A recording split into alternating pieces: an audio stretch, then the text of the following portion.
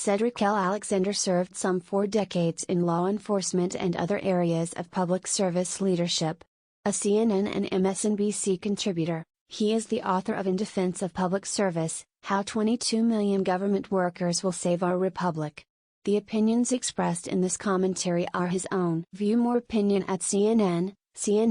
A bystander video recorded shortly before the fatal shooting of 2 people in Kenosha, Wisconsin, shows the accused shooter, Kyle Rittenhouse, with an assault-style rifle, milling among a group of other armed civilians, claiming to be standing guard against people gathered to protest the police shooting, 2 days earlier, of Jacob S. Blake. At 17, Rittenhouse was charged with violating Wisconsin law, which bars those under 18 from being armed with any deadly weapon. Police officers are seen on the video passing in an armored vehicle, offering Rittenhouse and the group of armed civilians bottles of water, and broadcasting over a loudspeaker, "We appreciate you guys. We really do."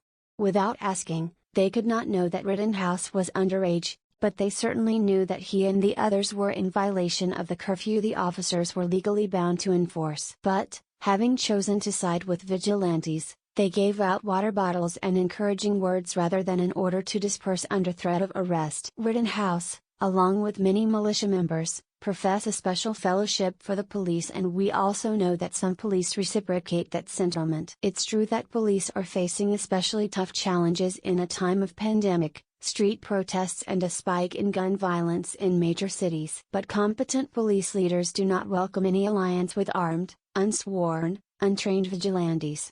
In addition to the obvious immediate danger these people pose, they make the job of the police and the community exponentially more difficult.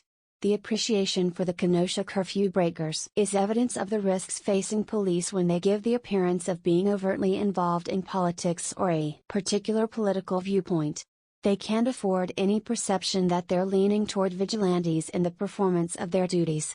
Any association with them casts the police in a partisan light that sacrifices the trust of the community. On that trust, the effectiveness of a police force depends. It can be equally dangerous for police to show any support to a particular party or politician when police are acting in a professional capacity. No law in America requires you to disclose whom you voted for or intend to vote for. Like the right to vote itself, we take the secret ballot for granted.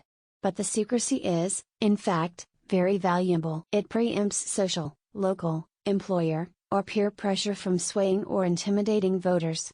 For police officers and many other public servants, the right not to disclose your electoral choice is, I believe, not just a right but an obligation. At the very least, it is a best practice. During the 4 decades in which I was in law enforcement, I proudly referred to myself as a law and order lawman, but I never told anyone outside of family and a few friends what candidates I voted for. Nobody ordered me to keep my preferences secret. I just knew, in my gut, that keeping my politics to myself was the way to ensure that my actions as a police officer were not only apolitical but would be perceived as apolitical. In every law enforcement position I have held, my oath was invariably to the Constitution, and I also swore to serve and protect the people of the community that hired me. My oath mentioned no sheriff, no chief, no mayor, no governor, no organization, no political party, and certainly no President of the United States. Every sworn law enforcement in our nation takes essentially the same oath. On the street, a cop cannot afford to be a Democrat, Republican, Independent, Libertarian, or anything other than a member of the community who is pledged, trained, and qualified to serve and protect the public safety courageously and impartially within the law. To perform their sworn mission, police officers are entrusted with very consequential legal authority, including the authority to use deadly force. But the power behind that authority comes not from any law but from the public. It is the members of the community who grant their officers the legitimacy to perform their mission. Without this grant of legitimacy, the police, for all their legal authority, are essentially powerless. A congressional representative serves terms of 2 years, a senator 6, a president 4. Partisans all, they win or lose elections, they come, and they go. A police officer's career has no fixed term, but that officer's effectiveness in the community depends exclusively on the legitimacy the people grant him or her. Demonstrate partisan bias, and that legitimacy will dissolve, perhaps in an instant. Ask a competent police officer which side are you on.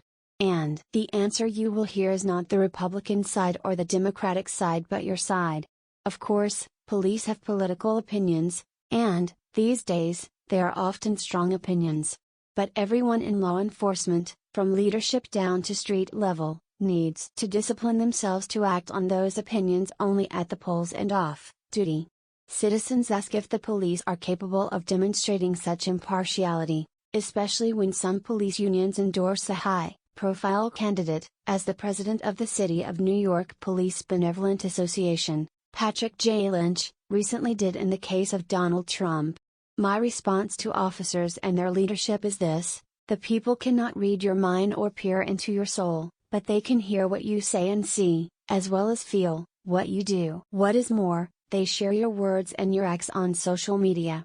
Let these be just, measured, and resolutely apolitical. For the police must serve just one side, the American community, gloriously diverse as it is in race, religion, appearance, lifestyle, opinion, and political affiliation.